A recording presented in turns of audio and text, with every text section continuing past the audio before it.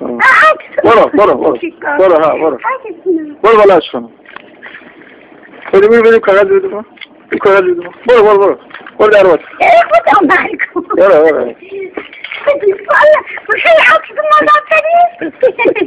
برو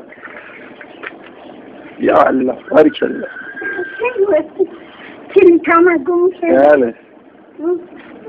کلیتا من بگیم بیام درست کنیم بله باش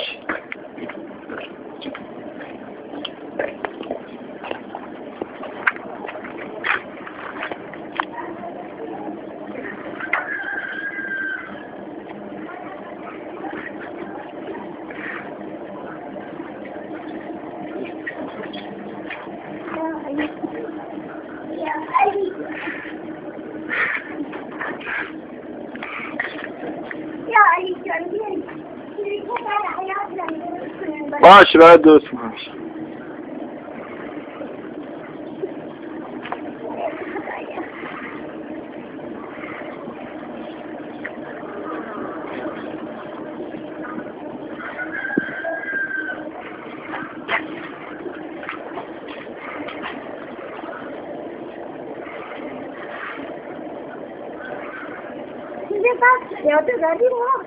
بله آره عشقانو این یادگاری مامانه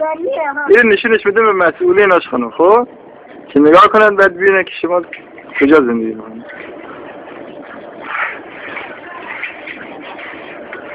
بدونن شما یک پول ندید کلیت رو خودتون